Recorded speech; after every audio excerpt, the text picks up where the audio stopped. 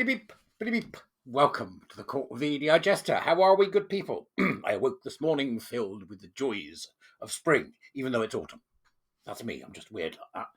Great couple of days with the warrior teachers. Brilliant set of month 10, I should say, month 10. Month 10 of year one.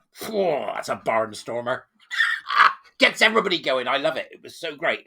Talking about all sorts of things educational. So I've had a really good couple of days. So come and join us in November. We're going to have a great time. And that's the last one for the year. So if you want to get in now. Right, other than that, buy me a coffee, usual stuff. Let's talk about our duty. Now, you may already be aware, and I hope that you are, of the excellent work carried out by Our Duty, one of the groups working to eradicate the idea of gender insanity, gender identity ideology from the public square. And they are run by Keith. They're global. So there are duty groups in Canada, for example, and other areas. So we're going to do a little exploration of something that they posted as a reminder that they produced a resource that I think is very useful, that I hope you will find useful too, but also might want to bookmark in order to share with others who have questions to ask about the subject. As you can see, how to speak to your child about gender identity, a safeguarding approach. Now, my personal opinion, and the opinion of many others I know, is that this is the only approach. There is no other approach. It's a safeguarding approach. End of story. No other approach, just safeguarding. That's the only thing. I'm trans. Okay, that's a safeguarding issue. So we really need to get this message across because they still don't get it. I'm still watching people, company councils talking nonsense about LGBTQ and all the usual cobblers and Two-Spirit, which came up again yesterday. It's like, you're all mad. And then I see them speaking in the Scottish Parliament, and people are still treating LGBTQ as if it's anything else but a nutter political belief system.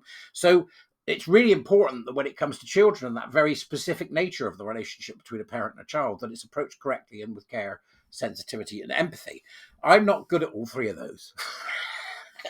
Because I'm like, no, you're not. You're a twat. Now get outside. Because I'm such a brutal old man when it comes to this kind of thing.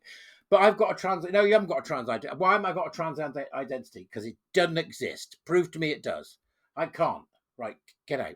Get outside. Go to your room. Get on the naughty step. So really, you don't need to be talking to me about that kind of thing. You need to be going to the likes of Our Duty. So let's take a quick look here at what it is that they're doing in this approach, and then the link is in the doobries for you to go and explore.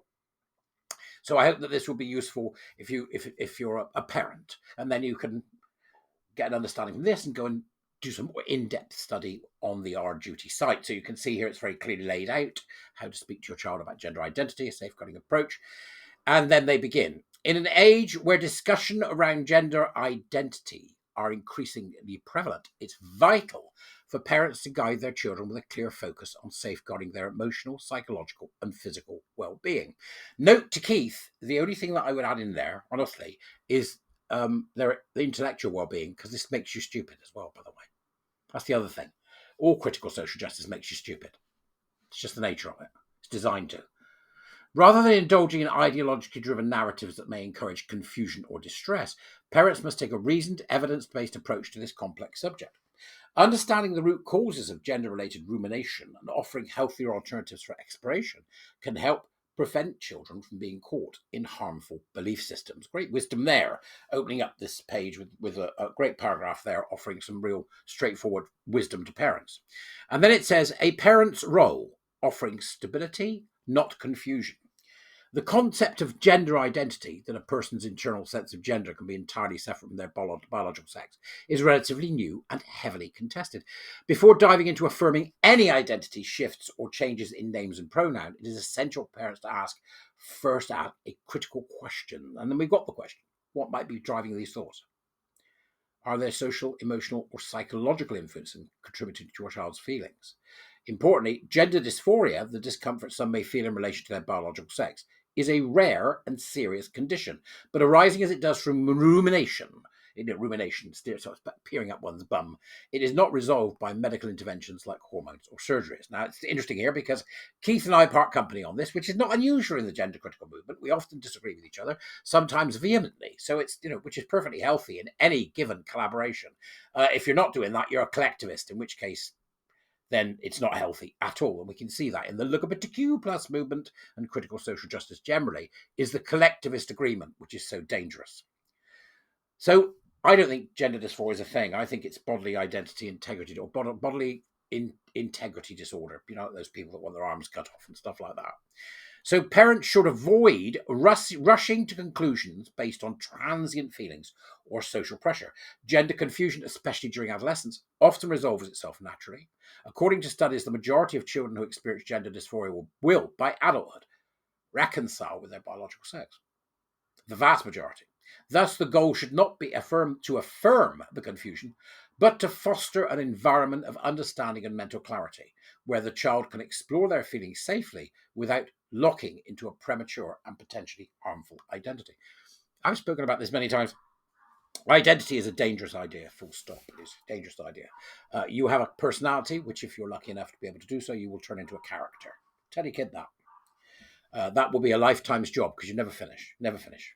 But that's, in essence, what they're doing is replacing that concept of developing a character based on set, fixed ideas, views, morals, argued sort of points through life, is being replaced by the concept of identity, which is in essence a brand. So in other words, trans is part of the brand of LGBTQ, which is part of the brand of critical social justice. So you've got this sort of push to get children to identify as something they're not, which they'll then create an online avatar for.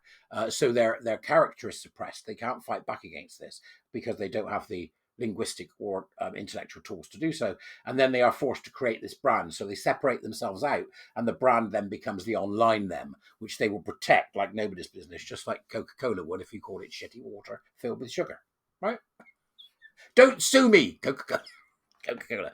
So they're saying here, have the conversation. Don't confuse a child, but you've got to get to the root cause, and you must not at any point. I would say, you must not at any point give any credibility to any of this, because the other thing you've got to remember is, according to the records we've got now and what we understand, 80 to 90% of these kids are going to turn out to be gay, same-sex attracted, and set down happily in their lesbianism or their faculty.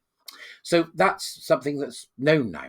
In addition to that, Cass has already mentioned, and it's fair to say this is very important, social transition is not a negative act. But yet teachers continue to do it. Schools continue to do it. We've seen it in Scotland recently. They're still at it, right? So it's absolutely vital that when you're talking to the child that you don't give legitimacy to it, but that you aren't direct about that with the child. You've got to skirt around it. You've got to question carefully. And then it says here, focus on causes, not symptoms. Many children who express discomfort with their sex or question their identity are dealing with underlying issues such as social isolation, bullying, or anxiety. In these cases, addressing the root causes of their distress is far more productive than reinforcing a delusional belief that they were born in the wrong body. This is akin to telling an anorexic child that their distorted view of their body is correct, rather than addressing the mental health concerns driving the disorder. Again, pure, clear wisdom there on this. Although I, again, being me, if somebody says to me I was born in the wrong body, I always say, well, where's the other one then? Can't help it, see? Unconscionable. Terrible jester. Replacing negative or obsessive rumination with positive alternatives, whether through hobbies, friendships, or constructive conversations about personal development, can significantly impact a child's mental health. Encouraging children to develop resilience, to critically question why they feel a certain way, and to understand that it is okay to not have all the answers at once is crucial for their long-term emotional stability. Honest conversations with children are necessary. Now, it seems to me, or it appears to me, through the research that I've done and through speaking with some of you good people that are watching me today, is that there are serious issues with young girls, because they seem to be the ones primarily falling for this, although the number of boys is also significant. There needs to be a recognition about how young people learn and how young people understand things. And I do wonder whether we're shielding. And by that I mean, if you're 13 years old, you think like we do, like I do. You have the capacity to think like I do, maybe not in such complicated ways, maybe not with such depth of understanding, but you have the capacity to think the way that I do. Read some Piaget, for God's sake. It's not complicated, all right? So what does it be? If I thought, if I was in front of a school and I wanted to talk to them about the dangers of identity, what would that speech look like? How long would it last? And how would I get them to understand why the idea of identity is so dangerous? And that's what I'm currently thinking about. If I could put together a 15-minute speech for a head that stands in front of the school and goes, right, listen up to this, what would that speech look like? Don't you think that would be interesting? What would that speech look like? Let me know in the comments what you think and whether you feel that's something that might be worthwhile. You stand up and you say, right, let's talk about identity and why it's dangerous, and then watch their faces. Because they're getting most of their information about this nonsense online, or from peers, or from the local LGBTQ plus group. And that's where the danger lies. It's the idea of identity. The whole idea of an identity is a dangerous psychological lie. Sorry, there could be therapists and psychologists going, he's full of it again, isn't he? He's absolutely full of it again. So I'm thinking about that. I'm mulling that one over, and I would be pleased to get your feedback on that. The article then continues. It goes through the dangers of affirmation-based approaches, which is talking about, based upon what Cass said about it's not a neutral act. Yep. And then the power of words, why you shouldn't play along with delusion, which is what I mentioned to you earlier on. And then listening with boundaries, addressing schools and social influences.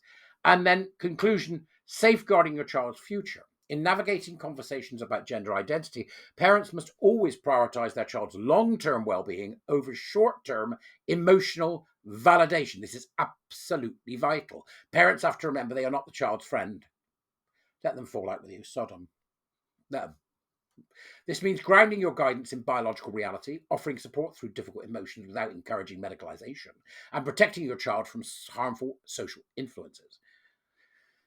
The goal is not to suppress or deny a child's feelings, but to help them understand and cope with these feelings in a healthy, reality-based way. By focusing on the root causes of distress, promoting resilience, and providing clear, consistent guidance, parents can safeguard their child's development and protect them from the irreversible consequences of gender ideology. And then the post ends. This is a good conclusion. Please do go and explore more that is available on the Our Duty site, and perhaps you might find this helpful if you are a parent or you know somebody who is a parent. That's about it for the moment, but this is a good start, I think. So thank you very much for watching. I hope all is well with you. Let's keep going. We've got a battle to win. I'll see you later. Thank you very much. Bye-bye, everyone.